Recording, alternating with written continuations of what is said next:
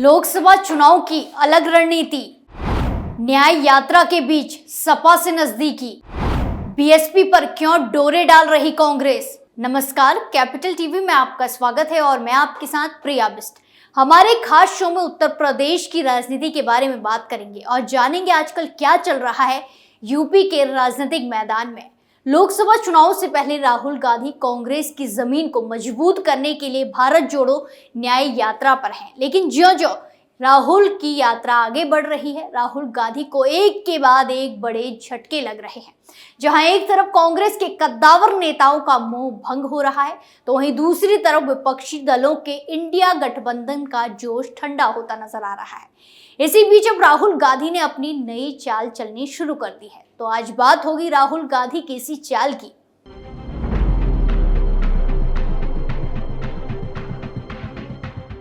लोकसभा चुनाव से पहले कांग्रेस नेता राहुल गांधी को एक के बाद एक झटके लगे हैं। जहां एक तरफ कांग्रेस के दिग्गज नेताओं का पार्टी से मोह भंग हो रहा है, तो वहीं विपक्षी दलों के इंडिया गठबंधन का आकार भी छोटा होता जा रहा है। गठबंधन से दलों के छिटकने का सिलसिला जारी है। नीतीश कुमार और जयंत चौधरी एनडीए का दामन थाम चुके हैं। कुछ और दलों के एनडीए में जाने की अटकलें भी तेज है। ऐसे में कांग्रेस और राहुल गांधी की टेंशन बढ़ गई है। उधर बीजेपी लोकसभा चुनाव के रण में उतरने को पूरी तरह तैयार है। बीजेपी ने इस बार 400 से ज्यादा का टारगेट सेट कर रखा है। पीएम मोदी की अगुवाई में बीजेपी नेताओं और कार्यकर्ताओं का जोश हाई है, तो वहीं राहुल गांधी इसे देखते हुए नई रणनीति बना रहे हैं। जहां राहुल गांधी की न्याय यात्रा के बीच कांग्रेस की कोशिश बहुजन समाज पार्टी को पाले में लाने की है। एक तरफ तो राहुल गांधी न्याय यात्रा के दौरान समाजवादी पार्टी अध्यक्ष अखिलेश यादव के भी मंच पे आने की उम्मीद है, तो वहीं इसी बीच कांग्रेस के प्रदेश प्रभारी के बयान ने हलचल मचा दी है। लोकसभा की अलग रणनीति, बीएसपी पर डोरे क्यों डाल रही कांग्रेस। उत्तर प्रदेश के रायबरेली में 20 फरवरी को राहुल गांधी की भारत जोड़ो यात्रा के दौरान समाजवादी पार्टी अध्यक्ष अखिलेश यादव मंच पर दिख सकते हैं। साल 2017 के विधानसभा चुनाव में दो लड़कों की जोड़ी ने काफी सुर्खियां बटोरी थी। हालांकि इस चुनाव में राहुल गांधी और अखिलेश यादव की जोड़ी प्रदेश में कोई खास करिश्मा नहीं कर पाई। इस चुनाव में भारतीय जनता पार्टी ने बड़ी सफलता दर्ज की। सपा उस चुनाव में कांग्रेस के साथ आने के बाद भी महज 47 सीटों पर सिमट गई थी। इसके बाद लोकसभा चुनाव 2019 में महागठबंधन बना। सपा बसपा एक साथ आई। इस चुनाव में गठबंधन का फायदा केवल बसपा को मिला। मायावती की पार्टी 2014 के शून्य के आंकड़े को 10 तक पहुंचा चुकी थी। वहीं सपा 2014 के 5 के आंकड़े में कोई खास बढ़त नहीं हासिल कर पाई। लोकसभा चुनाव 2024 की रणनीति तैयार की जा रही है। इसके लिए विपक्षी गठबंधन इंडिया को तैयार किया जा रहा है। इसमें सपा कांग्रेस पहले से मौजूद हैं। अब बसपा को भी इससे जोड़ने की कोशिश तेज की गई है। यूपी की राजनीति में बहुजन समाज पार्टी एक अलग स्थान रखती है। पार्टी कैडर बेस्ड पार्टी है। भले ही मायावती ने पहले 2 चुनावों में अधिक प्रचार न किया हो, इसके बाद भी उनका समर्पित वोट बैंक उन्हें उनके साथ खड़ा दिखता है। मायावती ने यूपी की राजनीति में हमेशा लगभग 25% वोट की राजनीति की है। पिछले चुनाव में पार्टी को बड़ा नुकसान हुआ है। यूपी चुनाव में 2022 के दौरान बसपा करीब 12% वोट बैंक तक सिमट कर रह गई।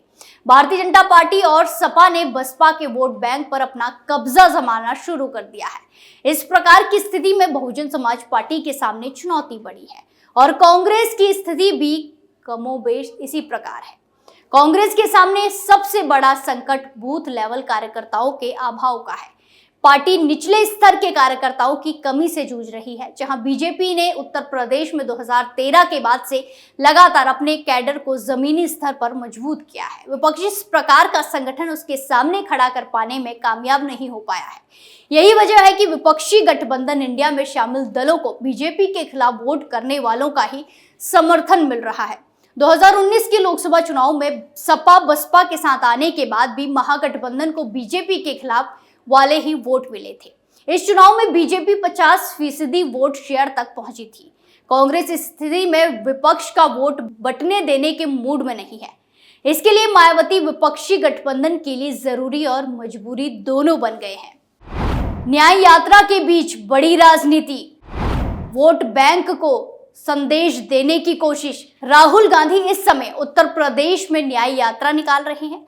16 फरवरी को चंदौली से यूपी में न्याय यात्रा की शुरुआत करने वाले राहुल गांधी की कोशिश प्रदेश के विपक्ष को एक सूत्र में बांधने की है। हालांकि राहुल गांधी के उत्तर प्रदेश में न्याय यात्रा पहुंचने से पहले ही विपक्षी गठबंधन इंडिया को बड़ा झटका लग चुका है। इंडिया के सहयोगी रहे राष्ट्र लोकदल ने किनारा कर लिया है।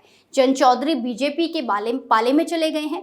किसानों के सबसे बड़े नेता और पूर्व प्रधानमंत्री चौधरी चरण सिंह को भारत रत्न दिए जाने के बाद जन चौधरी एनडीए के साथ लोकसभा चुनाव 2024 के मैदान में उतरने की तैयारी में है। इसी बीच कांग्रेस विपक्षी गठबंधन को मजबूत करने की कोशिश कर रही है। यूपी में महत्वपूर्ण विपक्षी दलों में से एक मायावती की बसपा को साथ जोड़ने की कोशिश की जा रही है। भले ही उनकी तरफ से रेड सिग्नल दिया जा रहा है, लेकिन कांग्रेस की कोशिश दलित वोट बैंक को विपक्षी गठबंधन के साथ लाने की है। जहां राहुल गांधी की न्याय यात्रा के बीच कांग्रेस की कोशिश बहुजन समाज पार्टी को पाले में लाने की है। दरअसल मायावती पहले ही अकेले चुनाव मैदान में उतरने की घोषणा कर चुकी है। समाजवादी पार्टी के नेता गाहे बाहे मायावती पर बीजेपी के सहयोगी होने का आरोप लगाते रहते हैं। सपा नेताओं की ओर से बसपा को बीजेपी की बी टीम तक कहा जाता है। ऐसे में मायावती के वोट बैंक की नाराजगी का सामना विपक्षी गठबंधन को करना पड़ सकता है। कांग्रेस की कोशिश विपक्षी दलों को मिलने वाले वोट के डिफरेंट पॉकेट में ना पड़ने देने की है। बसपा को एक साथ लाने पर कांग्रेस की कोशिश को इसी नजरिए से देखा जा सकता है। कांग्रेस को उम्मीद है कि बसपा के साथ आने से विपक्षी गठबंधन को बीजेपी विरोध वाला वोट एक मुश्त मिलेगा। कांग्रेस को उम्मीद है कि इससे बीजेपी को एक बार फिर उत्तर प्रदेश में बढ़त बनाने से रोका जा सकता है। उत्तर प्रदेश के कांग्रेस प्रभारी अविनाश पांडे के बयान को इसी नजरिए से जोड़कर देखा जा सकता है। उन्होंने कहा कि मायावती और बसपा के लिए विपक्षी गठबंधन के द्वार अभी भी बंद नहीं हुए हैं। कांग्रेस की रणनीति दलित वोट बैंक को भी साधने की है। इस वोट बैंक को पार्टी संदेश देने की कोशिश कर रही है कि विपक्षी गठबंधन इंडिया ही बीजेपी का मुकाबला कर सकती है। मायावती के इससे अलग रहने का अर्थ बीजेपी समर्थन के रूप में आगे प्रचारित किया जा सकता है। सपा की अपनी है रणनीति, लेकिन कांग्रेस ने दिए संकेत। कांग्रेस भले ये कह रही है कि लोकसभा चुनाव 2024 को लेकर बसपा के लिए विपक्षी गठबंधन इंडिया के द्वार बंद नहीं हुए हैं, लेकिन समाजवादी पार्टी अपना रुख साफ कर चुकी है। पार्टी अध्यक्ष अखिलेश यादव पहले ही कह चुके हैं कि यूपी में विपक्षी गठबंधन के बीच सीटों का बंटवारा वो करेंगे, लेकिन मायावती गठबंधन में आती है तो अखिलेश का ये मंसूबा टूट सकता है। यह भी माना जा रहा है कि अखिलेश किसी भी स्थिति में गठबंधन में कोई अन्य बड़े दल को स्वीकार करने के बिल्कुल मूड में नहीं है। अगर बसपा आती है तो भी 12 से 15 सीटें सपा को छोड़नी पड़ सकती है। वहीं कांग्रेस के सीटों की संख्या सिंगल डिजिट में पहुंच सकती है। समाजवादी पार्टी ने तो अपने उम्मीदवारों का ऐलान करना भी शुरू कर दिया है। लोकसभा चुनाव 2024 में सपा लगभग 60 सीटों पर उम्मीदवार उतारने की तैयारी कर रही है, जहां सपा ने कांग्रेस को 11 सीटों पर उम्मीदवार उतारने का ऑफर दिया है। कांग्रेस की कोशिश प्रदेश की 20 से 25 सीटों पर अपने उम्मीदवार उतारने की है। कांग्रेस प्रभारी अविनाश पांडे भी कह रहे हैं कि अभी सीटों के बंटवारे पर कुछ भी फाइनल नहीं हुआ है। इसी महीने के अंत तक इस पर अंतिम निर्णय हो जाएगा। वो मायावती को साधने के साथ साथ अन्य छोटे दलों को भी साथ लेने की बात कर रहे हैं।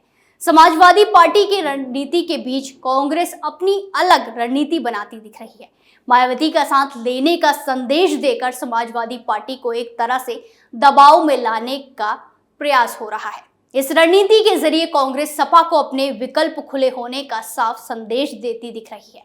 आने वाले समय में इसका असर विपक्षी गठबंधन पर भी पड़ सकता है।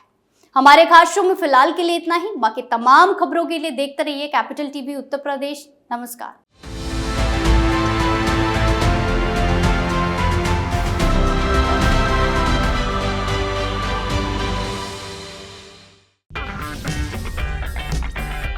अगर आपको हमारा वीडियो पसंद आया हो तो इसे लाइक करें, हमारे चैनल को सब्सक्राइब करें और हाँ, बेल आइकन दबाना ना भूलें ताकि आप तक हमारे वीडियो की नोटिफिकेशन पहुंचती रहे।